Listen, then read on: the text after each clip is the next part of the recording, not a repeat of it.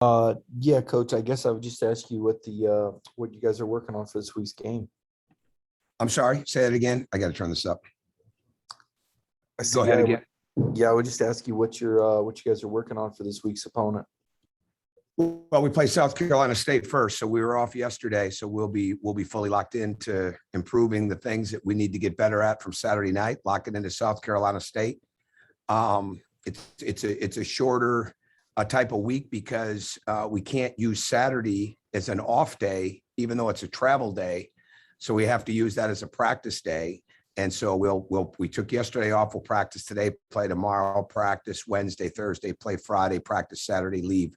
So we just have to adjust it like that. But everything today will be focused on what we need to do to improve and get ready for tomorrow night. Hey, Tom, good to see you today. You Ask too.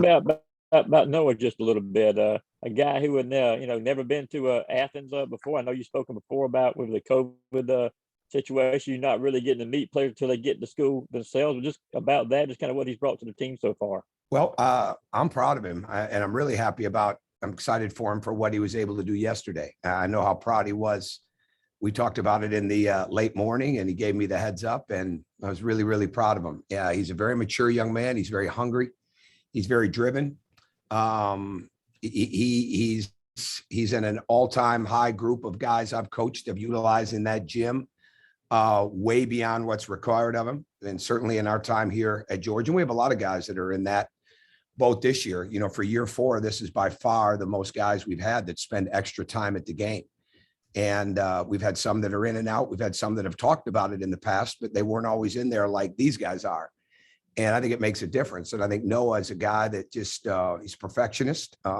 He's learning what we want from him. He's learning that he's capable of more. At the same time, we want him ready to shoot and be able to knock down shots. We've got to continue to figure out ways to utilize him even more. And I think we will.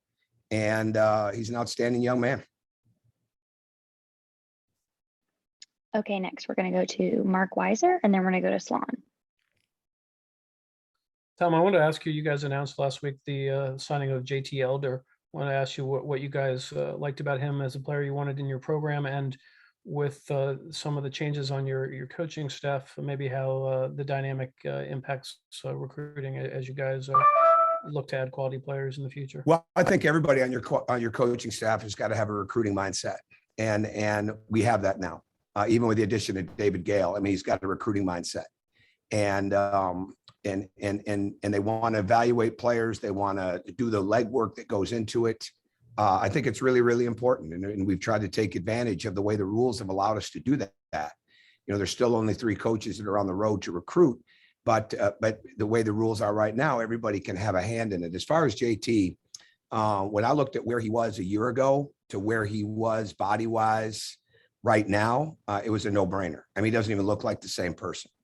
He was basically 6'4", 175 a year ago. And now he's 6'7", probably pushing 200. I see not quite the leg strength yet that OG Anunoby had in his lower body, but I see that type of balance that he has. And that's one of the things that separated OG was not just his strength, but his balance of being able to guard different people. I see that in JT. He's got some very, very quick twitch mechanics in the sense that he can drive the ball, he can make a pass. There were so many upside things to him, you know, that he didn't have to gather to go up. He didn't have to slow down to make a pass. His shot is improving. I think it'll get better and better. He's well coached. I like his story. I think he's overcome a lot. I think when you have somebody that has had responsibility in life and they have had adversity in life, not just going on a 3-game losing streak adversity or not playing enough on their AAU team adversity, but like real life adversity. And when you've had to deal with that, I think that's a big sign of where you have to be right now as a program, because there's so many changes, and it's very, very hard for somebody walking in here into college basketball now with the way the portal is and the way you can be older and have guys that don't have that level of maturity, that haven't had to struggle at some point. And I think JT has, and I love his personality. I think the upside is huge. I think the biggest things, like I mentioned, are the defensive ability with the balance. He can pass the ball, you know, for a bigger wing. He can get to the basket. I think the shot If I didn't think he could be a very good shooter, we wouldn't have signed him because we're done with that. In the sense of, especially in your guards and wings that can't make shots, you just can't win enough games without that. And they've got to have a really strong work ethic. And like I mentioned with our guys, and you've got to be able to not only improve, you got to want to improve. And part of wanting to improve is being in that gym in the morning or at night or on off days where you can really go in there and get work. And I've seen that in him, what he's done back in Arizona too. So we're excited to have him.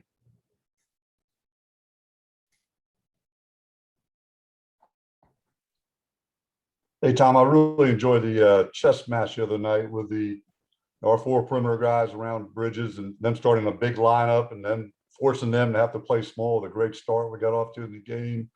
But just kind of talk a little bit about, there's going to be nights that we're going to be undersized, right? Some of our opponents are going to be bigger than us. What are you and your staff working on and driving home and tweaking to get when you are outsized, to be better on the defensive boards and to get your running game going, those kind of things? Just from a defense perspective, what are you challenging you guys to do to step up on those nights you're going to be well, in those situations? The biggest thing has got nothing to do with the size, because our guards have got to rebound better. And we've got to do a much better job of our guards blocking out, getting into the lane area. Our best games here have been when we have 5 guys inside the lane area rebounding the ball. And we're not going to the offensive glass the way that it needs to be done. And we're not blocking out the way that it needs to be done. And frankly, that's going to be a differentiator in playing time. I don't think there's any way around it with the games that we have. As far as for the bigger guys or when we have lack of size, we've got to do a great job of mixing up our post defensive coverages. We've got to do a great job of going down and going after the basketball. And whether we mix where the double comes from, whether we come off the ball, whatever we do, we're not coming down to just distract. We're coming down to disrupt and take it away. And I think that aggressiveness has got to be there. Tomorrow night with South Carolina State, we'll be extremely challenged on weak side rebounding. And so if we don't have guys that are hitting and getting on that weak side board, it's not going to be good for us. And we can't have that. So like really whether you're small or whether you're big, all 5 guys have got to be engaged, not only in the on the ball, off the ball, as you know, but they've got to be really, really engaged when the shot goes up. And I think we've got to be able to mix defenses. I think that's going to be big. I think we're working on that.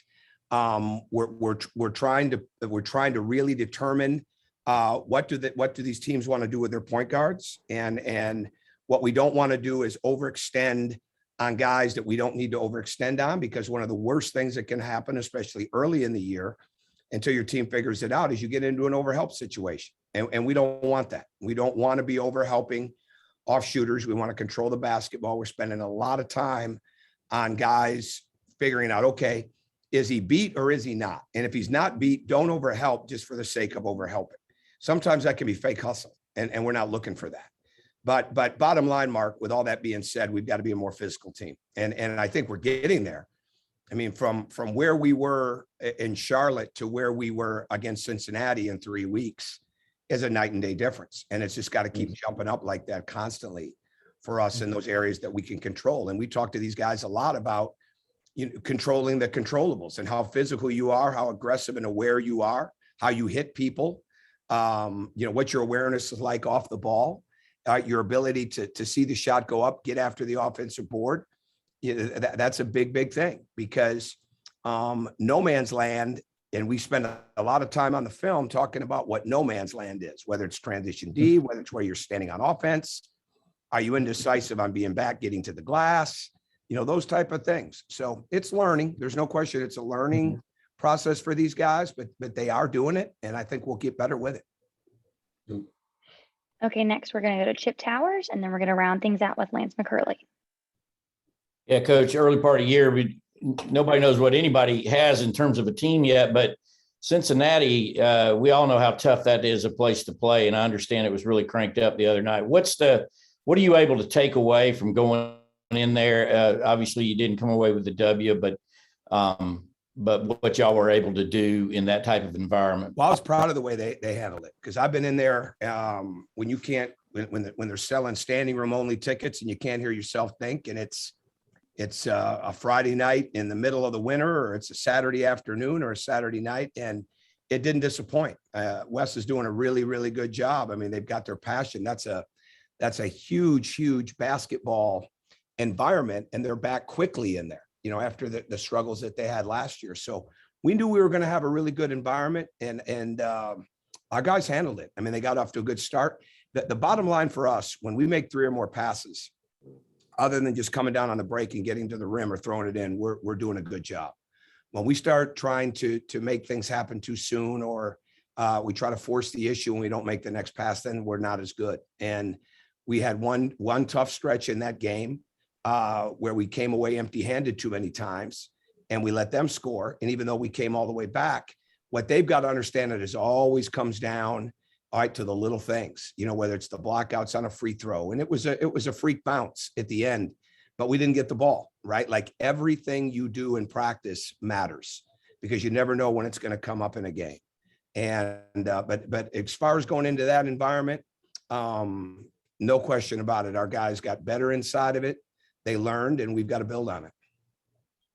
Hey, Coach, can you kind of talk about the impact of some of these older guys like Noah, Jalen Ingram, and Aaron Cook, and then Braylon, and how they've had an impact kind of on these younger guys, especially some of the ones that, you know, you retain but are still, you know, learning the ropes of college basketball? Well, I think they have a seriousness about them. I mean, they really do. And PJ Horn and Jackson Etter were our 2 best leaders coming back, in the sense of, you know, what we needed, what the work ethic is like, things of that nature. And these guys have really added to that. And I think you'd have to be blind not to be paying attention to the way these guys are in the gym. And I would say the same with Jabri Abdul-Rahim and Kerry Oquendo. You know, they're both freshmen eligible guys, but they're in the gym all the time, you know, and that's a big difference, because what happens is everybody's gung ho for the gym the first couple of weeks. Then all of a sudden it starts to get harder each day. And then you get into the season, and it's a lot easier to back away. And that's not the way this group is. This group is serious about it. And like I said, this group isn't talking about being in the gym. They actually are in the gym, and everybody practices, but it's what you do beyond what's required. And it's the level of work you put into it. Okay. Anybody can walk in the gym and shoot around for an hour, but you're not getting anything done. When you go in there with a purpose, and that's, exactly what Braylon does, what Jalen does, Noah, Aaron, everybody you just mentioned. And our position as coaches is we saw value in those guys, and we saw value not only in what they were, but what they could become. And our job to help build them up is to continue to show that confidence in them, because really at the end of the day, the greatest energy that you get is from the improvements that you make. It's not just from having a good practice or a good game. It's the level of improvement that you continue to make, which drives your energy. And that's what we've got to continue to do, so that these guys will continue to build up as we learn to play together even more. Thanks, Coach. Good luck tomorrow night. All right. Thank you, guys. Thank you.